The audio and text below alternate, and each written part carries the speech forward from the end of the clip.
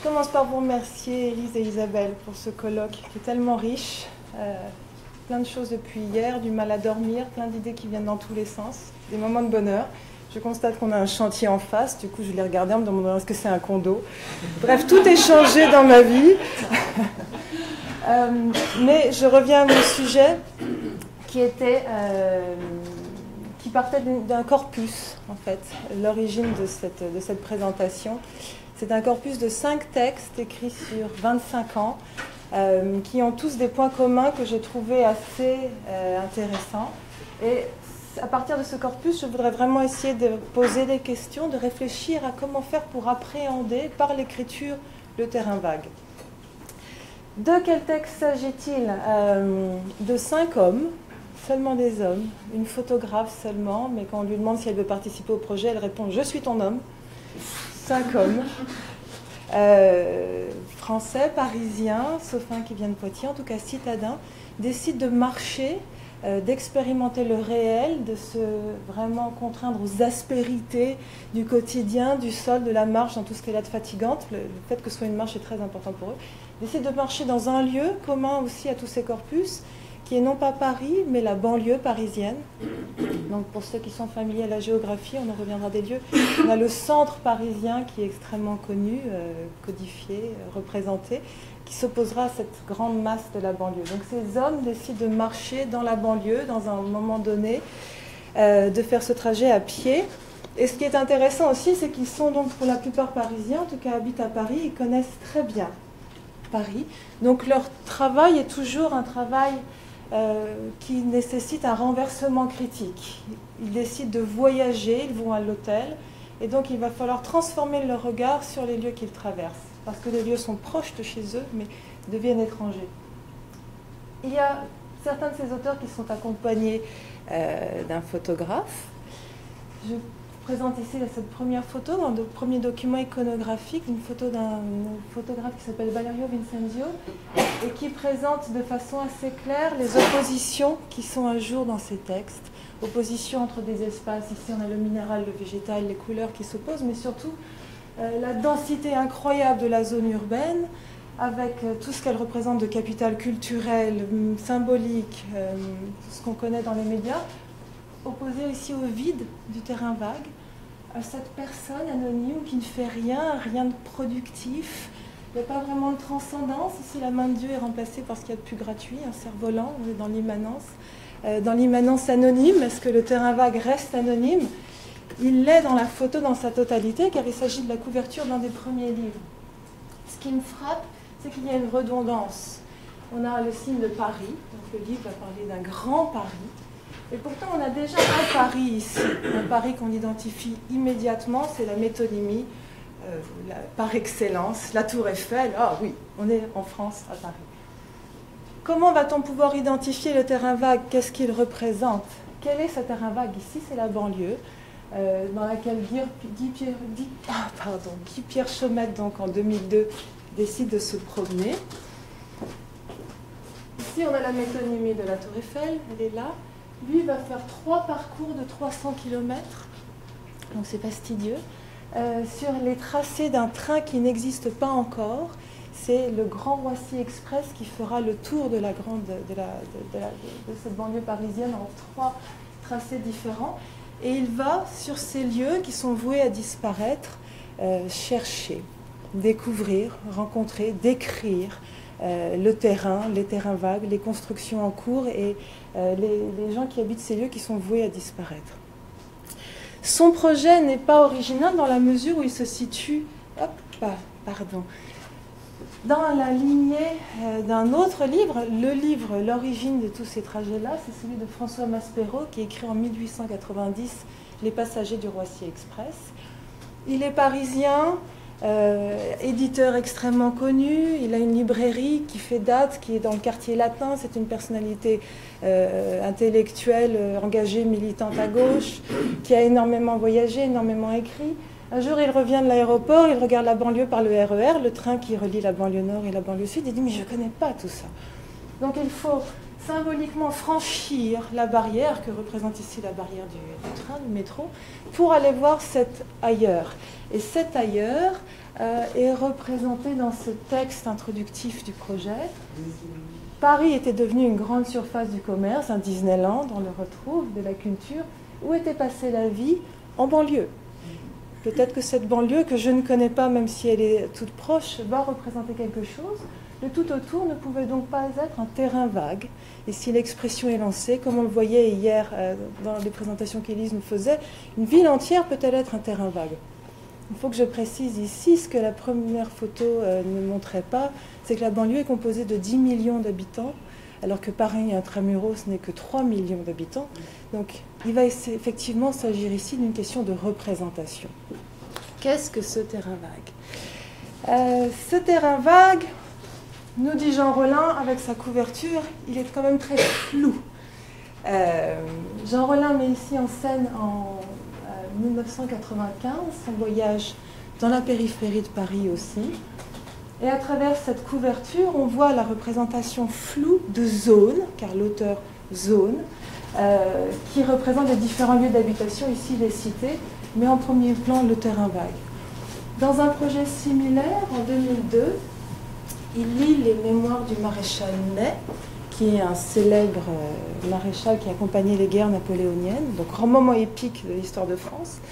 Mais il décide de lire les mémoires du maréchal Ney aux alentours du périphérique et du boulevard Ney à Paris, qui est un quartier extrêmement hétéroclite, avec énormément de chantiers, d'aires d'autoroutes, de terrains vagues, de zones d'habitation dangereuses, de zones d'habitation rénovées. Et ici, on voit au centre ce terrain vague qui s'oppose à la lumière du parc aménagé dans la rectitude, dont l'utilisation sera bientôt pensée et faite en plein jour, et la lumière aussi des habitations qui sont derrière. Qu'est-ce qui se passe dans ce terrain vague? Est-il vide? Est-il plein? Jean Rollin va explorer tout ça. J'ai oublié de préciser que Maspero a fait son voyage sur 30 jours. Il ne rentre jamais chez lui. Il change d'hôtel tous les jours. Il fait des petits parcours de RER, une station par jour, mais les stations sont très courtes, donc globalement il se perd autour des stations. Jean Rollin, lui, pendant plusieurs mois, habite à l'hôtel aussi, alors qu'il est parisien, donc il se défamiliarise des lieux autour de lui. Et pareil, dans la clôture, il y a une espèce de mouvement de perdition du corps dans un lieu qui aurait pu être a priori familier. Donc il pousse l'expérience physique, l'expérience du voyage jusqu'à ses retranchements, jusqu'à tous les aspects logiques. Tous les textes que j'ai évoqués, 4 pour l'instant, sont vraiment des textes qui portent une attention très pointue, qui portent beaucoup d'attention, si pour le dire autrement, à ce qui compose l'espace. Ces hommes marchent. Évidemment, on a beaucoup de vocabulaire sur les directions, ils vont à gauche, ils vont à droite, mais ils accordent aussi beaucoup d'attention à ce qui compose l'espace au sein de leur marche. Les sons, les altérations du paysage parce que la fatigue les empêche de distinguer les choses, les lignes de niveau, la rue s'élève, c'est plus fatigant de monter, c'est plus fatigant de descendre, c'est plus simple de descendre, etc. Donc il y a une attention géographique vraiment dans le texte, mais certains critiques ont pu parler surtout de Maspero, de géographie humaine, car au fur et à mesure que ces auteurs voyagent, ils rencontrent énormément de gens, et il y a une polyphonie permanente du texte, une volonté de mettre en scène les habitants, les usagers, on verra plus en détail de qui il s'agit, que Maspero, comme Rollin ou comme Chaumette ont pu rencontrer. Ce qui va distinguer un peu ces 4 projets du dernier projet, celui de Philippe Basset en 2007, qui est un projet très intéressant. Si j'avais eu plus de temps, j'aurais commencé par vous poser une question qui est de savoir si vous deviez faire une carte, comment est-ce que vous représenteriez ça? Le projet de Philippe Basset est un projet opposé. Il regarde des cartes et ce qu'il voit, c'est ça, ce vide insupportable. Qu'est-ce qu'il y a derrière? Il a 2 optiques. Une première optique qui est l'optique de l'enfant, qui se dit il doit y avoir quelque chose de merveilleux. Si on me le cache, c'est que j'ai un trésor. Mais aussi une forme d'optique que j'appellerais paranoïaque, le mot est trop fort, il se dit il y a forcément, on me cache quelque chose et je ne supporte pas cette impossibilité de savoir, donc j'y vais. Une forme de redondance aussi, qu'est-ce qu'il y a dans le blanc de la carte? il y a des terrains vagues le plus souvent.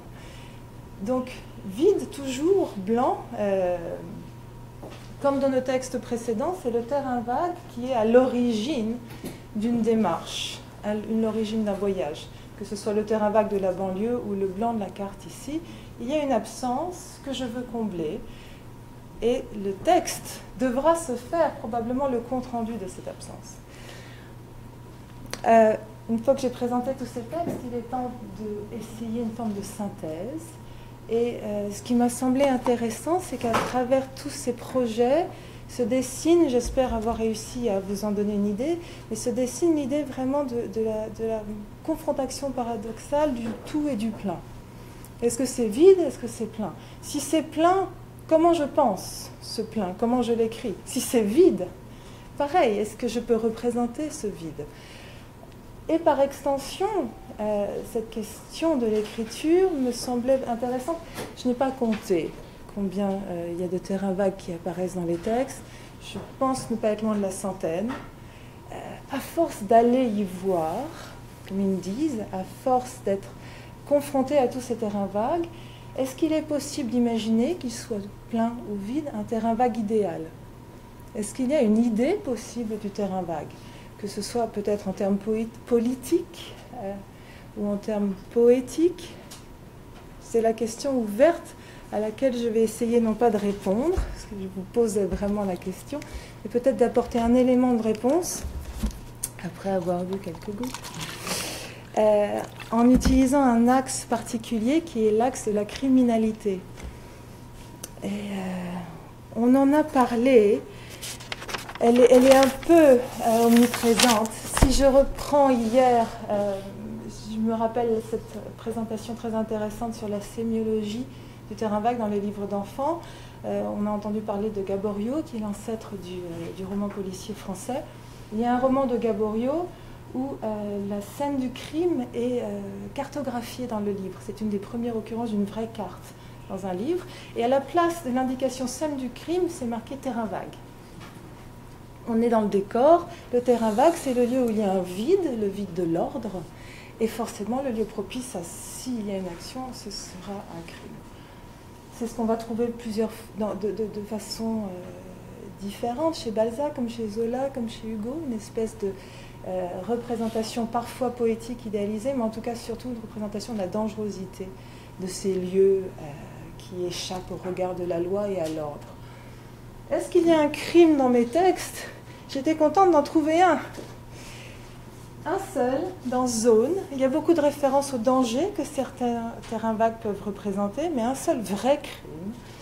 Dans la nuit du 21 au 22 novembre 1999, Ginka Trifonova, dont on apprend dans une autre occurrence qu'elle était prostituée, reçoit un grand nombre de coups de couteau. J'ai l'impression que je vais arriver dans le dramatique. Elle est retrouvée morte dans la matinée par un employé de la ville de Paris, ou selon d'autres sources, Jean Rollin, qui est donc l'auteur, va au café et écoute. Donc ces sources sont subversives. Selon d'autres sources, pas de nommer, par une dame du quartier venue ravitailler les chats errants sur le talus qui borde la rue de la Clôture, qui est donc le périmètre d'action qu'il s'est octroyé. Ce que je trouvais intéressant, c'est la suite de la phrase. Donc le sujet de la phrase, pour l'instant, était Ginka Trifonova, pardon. Là où elle, c'est mon sujet pour l'instant. Je pense qu'il va continuer à parler d'elle. Pas du tout. Elle surplombe de plusieurs mètres les voies de la gare de l'Est. J'attendais un crime. J'attendais quelque chose et j'ai le renseignement sur une ligne de niveau du terrain vague où le corps est trouvé. Et cette forme de glissement se retrouve en fait dans tout le texte. C'est-à-dire que ce qui intéresse l'auteur, ce n'est pas le crime. Finalement, on ne saura rien dessus. Mais peut-être de garder l'idée du crime parce que dans ce terrain vague, qui est le lieu important, il y a d'autres crimes. Et c'est une petite remarque sur le fait qu'il va s'intéresser non pas au crime lui-même, mais à la manière dont le crime va affecter les personnes qui vivent sur le terrain vague. Mais ce qui m'intéresse, c'est cette autre image de cadavre.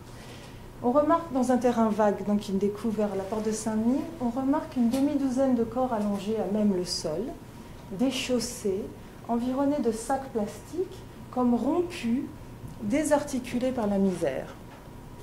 C'est-à-dire que, oui, Ginka Trifonova est victime d'un crime, mais ce crime n'intéresse pas l'auteur. Pourtant, ça aurait pu être croustillant. Les médias me parlent toujours de la criminalité qui est dans ces zones-là.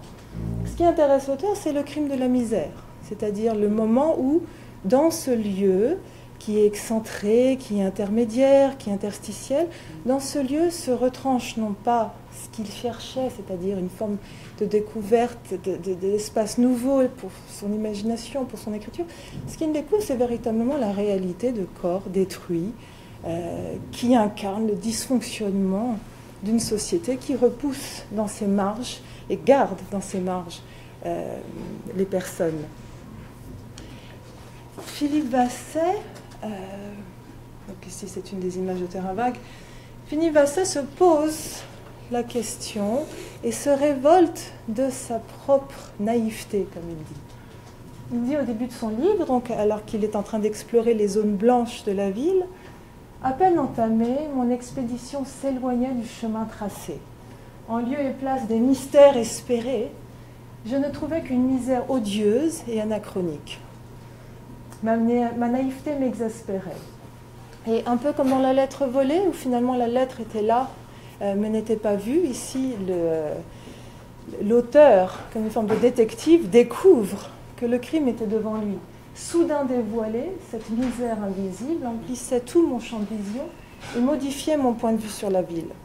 Esthète, géographe, géographie parallèle, le réel devient un ensemble d'indices, comme dans le roman policier, mais un indice détourné qui est là pour désigner la misère qui y est. Autant d'indices ici, brusquement, je ne voyais plus que les ballots de vêtements accrochés aux arbres, près de la gare de l'Est, les abris aménagés le long de la Seine dans les locaux inusités de la brigade fluviale, etc. Et les huttes de carton construites sur l'accotement du périphérique. Donc s'il y a criminalité, il y a une forme de glissement vers une image d'un crime symbolique, social, économique, politique. Mais ce que je trouve intéressant ici, c'est que cette forme de violence pose problème par rapport au projet. Comment regarder cette ville ? Si ce que je découvre, c'est ce qui est pour moi la misère, l'horreur, ce pourquoi mes valeurs, ce contre quoi mes valeurs, aimeraient lutter. Est-ce que, et là j'ai une vraie question qui est dans les textes, qui est une forme de position d'entre-deux de mes 5 auteurs. Cette question traverse les 5 textes, car ce qu'ils découvrent n'est pas forcément ce qu'ils auraient aimé découvrir. Dans le projet d'Aller en banlieue, il y a un projet politique contextualisé qui est lié à ce qui se passe en France avec l'avènement du Front National. C'était surtout ce qui se passait lorsque Maspero a commencé son projet contre les politiques populistes qui englobent la banlieue comme étant une zone dangereuse. Fox News a parlé des no-go zones pour parler de la France il y a quelque temps, de Paris. Il y a l'idée qu'il faut aller voir pour montrer que ce n'est pas comme ça. Oui, mais voir pose problème car il y a quand même des moments où la société arrive à une aporie que le Terrain Vague va incarner. Du coup, la nature même du Terrain Vague devient problématique. Le Terrain Vague est éphémère. Ça, c'est sûr. Le Terrain Vague va être construit, reconstruit. Il est un intermédiaire entre 2 étapes d'utilisation du terrain. La misère, elle, n'est pas éphémère. Et donc, ce que font tous les textes, même s'ils ne décrivent pas ces cadavres ou ces hommes déshumanisés, ces personnes déshumanisées, c'est qu'ils vont s'attacher à la mobilité de ceux qui n'arrivent pas exactement à nommer non plus. On a un problème de vocabulaire.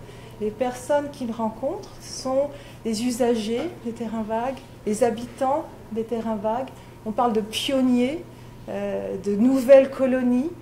Pour les terrains vagues, ils sont délogés, relogés, ils se poussent, ils sont inaccessibles. Dans le livre de Pierre Guichaumet, on parle surtout des Roms, des campements de Roms, auxquels ils n'arrivent pas du tout à avoir accès.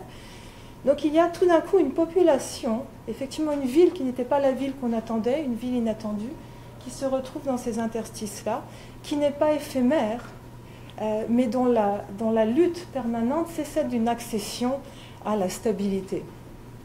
Justement, ils sont dans un terrain vague, alors même que le terrain vague est du côté de l'éphémère. Donc mes auteurs, je les appelle mes parce qu'à force de passer du temps avec eux, c'est affectif, pas possessif. Mes auteurs, à mon avis, se trouvent devant un nœud qu'ils n'arrivent pas toujours à dénouer, parce que, quand même, malgré toute leur bonne volonté, ils sont parisiens. Ils sont libres de voyager, de marcher. Ils prennent cette décision-là. Leur projet est passionnant, mais leur projet, tout humain qu'il soit, n'est qu'un lieu, n'est qu'un passage. Que faire vis-à-vis de ça? Est-ce qu'il n'y a pas dans tous ces textes un impensé terrible qui est celui de l'engagement, de l'action? On parlait de plein, de vide. Ici, ce vide du terrain vague débouche sur un plein extrêmement chargé qui va interroger la question de l'engagement de l'auteur. De façon poétique, au sens technique, ce qui m'a frappé, c'était... Alors, avant de parler de la poétique, peut-être une dernière parenthèse sur cette question de l'engagement, c'est que la mise en scène de l'auteur dans le texte joue justement sur une certaine ambiguïté. De façon récurrente, les usagers, les habitants, les hommes qu'ils rencontrent dans les terrains vagues les prennent pour des policiers. Et ça, c'est terrible. Ils ne veulent pas qu'on les prenne pour des policiers. Un homme blanc, bien habillé, même s'il est en t-shirt, qui marche peut-être avec un appareil photo, c'est forcément quelqu'un qui est dans une relation à la légalité autre que ceux qui habitent là-bas. Donc les auteurs, de façon assez amusante et très souvent, oh pardon, je suis partie en arrière, vont jouer sur l'illégalité de leur démarche. La transgression de la clôture du terrain vague est absolument un leitmotiv du texte. La transgression de la clôture devient un rituel habituel, une forme de cérémonie, sous toutes les formes. Donc on a même des conseils, une règle de base dans l'accomplissement d'une infraction, au retour, ne pas emprunter le même chemin qu'elle allait, amis au lecteur qui voudrait suivre ça. On a une forme de plaisir de la transgression, toujours dans zone. Ici, la première station, je repère au milieu d'une clôture grillagée garnie de panneaux chantier interdit au public, le message est clair, un trou assez spacieux pour permettre d'enfreindre cette interdiction. Là, la phrase, en plus, elle a un beau déroulé, confortablement. D'accord ? Ce n'est pas mon fauteuil, mais quel plaisir j'ai à passer de l'autre côté. Vasset, dans une autre citation ici, nous rassure. Il a fait 50 terrains vagues en un an, je pense que j'ai oublié de vous le préciser. Donc il en a vu beaucoup. Une fois seulement il a été bloqué, il existe immanquablement un moyen pour rentrer facilement. Et on peut toujours rentrer dans un terrain vague. Ne pas vous décourager. Et dans le piéton du Grand Paris, on a 2 pages qui sont extrêmement à la fois drôles et intéressantes sur la manière dont tout Paris, dans toute la banlieue parisienne, est absolument remplie de grillages. Notamment les modèles Axis et Axor, qui sont 2 modèles spécifiques. Et il dit, on déplore l'uniformisation des habitudes culinaires, le clonage des zones pavillonnaires, la mondialisation des codes vestimentaires, mais on ne parle pas assez de la prolifération d'Axis et Axor. Donc il se place de façon ludique, ou non ludique dans d'autres passages, comme transgresseurs de codes, mais codes qu'ils incarnent eux-mêmes paradoxalement. Donc j'en reviens à ma question poétique. Idéal du terrain vague, ça fonctionne difficilement. Il y a quelques hétérotopies dans les textes, à peu près une par ouvrage maximum, qui se présentent comme des moments de grâce, où au centre du terrain vague, un individu va organiser une communauté qui fonctionne. Il y a du vocabulaire édénique utilisé parfois. On parle de cerisiers qui font des fleurs, les renards, la biodiversité, mais ce n'est jamais vraiment satisfaisant, d'autant plus que la description de la misère dans d'autres occurrences rendrait problématique le fait d'élever en idéal des systèmes qui restent éphémères et complexes. Donc l'hétérotopie, non. Donc du coup se pose la question de, comme je le disais tout à l'heure, de leur engagement, de leur position. Et ce qui m'a frappé, c'est 2 choses. Je finirai sur ces 2 choses. La première, c'est que, alors qu'ils sont engagés physiquement, comme je l'ai dit, de façon permanente par leur corps,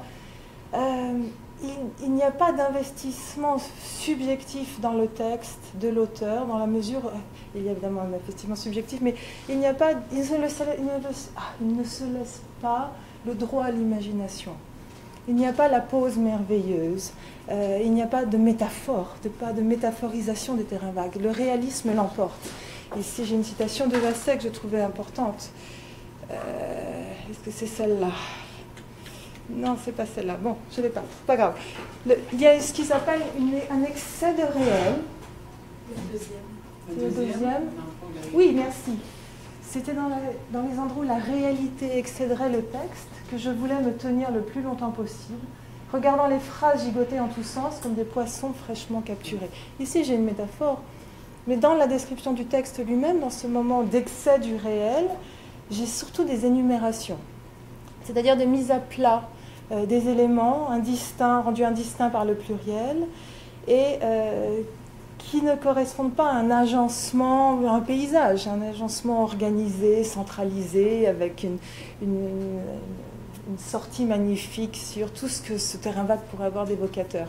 Il y a une forme de réel qui domine et auquel on se soumet, tout en essayant d'en rendre compte, par différents espaces. Et donc, dernier point ici, c'est que ça me semblait intéressant de comparer ça avec les travaux de Gilles Clément, qui cette fois-ci est dans un autre domaine, puisque c'est celui qui participe à cette mutation incroyable dans l'art du jardin. Pour lui, le jardinier, c'est celui qui tue, qui coupe, qui contrôle, qui met des pesticides, alors qu'il aimerait revenir à un jardin qui est ce qu'il appelle en mouvement, où les énergies en présence, les croissances, les luttes, le déplacement, les échanges, qui sont des mots qu'on retrouve dans la mobilité toute critique des gens du terrain vague.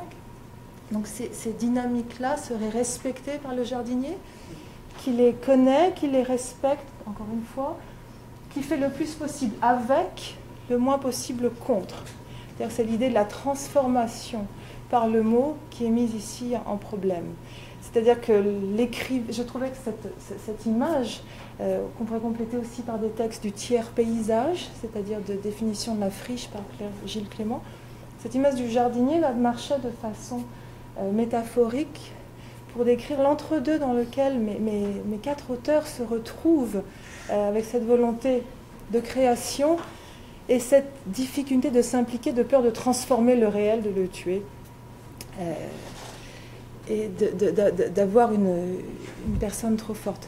Je voudrais finir sur, vraiment, c'est comme une cerise sur un gâteau, sur un sixième texte que je n'ai pas évoqué, qui fait la même chose que les autres. Mais il vient de Bruxelles, mais il connaît bien Paris, fait la Révolution, le Tour de Paris. On reconnaît, comme sur la première photo que je vous avais proposée, l'opposition entre deux espaces, la Tour Eiffel, on sait où on est. Mais ce que je trouvais intéressant, c'est qu'il y avait ici un champ qui remplaçait le terrain vague qui avait été choisi par Pierre Guichaumet. Ce livre est après, c'est le dernier dans la chronologie. Et ce qui m'a amusé, c'est une remarque qui n'est pas finie, c'est que en relisant ce livre, il n'y avait pas de terrain vague. Alors, il passe par les mêmes endroits que les autres, donc je sais qu'il y en a à l'époque où il fait son trajet, mais il n'y a pas de terrain vague. C'est dire à quel point c'est aussi question de représentation et de choix. D'accord, de faire un terrain vague. Donc on peut avoir une révolution de Paris qui s'occupe des pavillons, des cités, et qui laisse ce lieu qui nous intéresse tant de côté. Et vraiment pour finir, sous forme de boutade, mais parce que je trouvais que c'était une invitation intéressante, c'est un projet de Philippe Basset qui renverse la situation et qui dit « Et si au lieu de s'intéresser au terrain vague, il en a assez, de toute manière tout ce qu'il essaye de faire rate, si au lieu de s'intéresser au terrain vague, on imaginait les plus beaux monuments, les monuments les plus importants pour nous, les monuments de Paris en l'occurrence, et qu'on les remplaçait par des terrains vagues, qu'est-ce que ça donnerait ?» Donc ici j'ai mis une citation courte, mais je trouvais que c'était en tout cas une idée que je trouve vraiment intéressante, d'essayer d'imaginer nos lieux les plus chargés et de les remplacer peut-être par des terrains vagues. Voilà. Merci.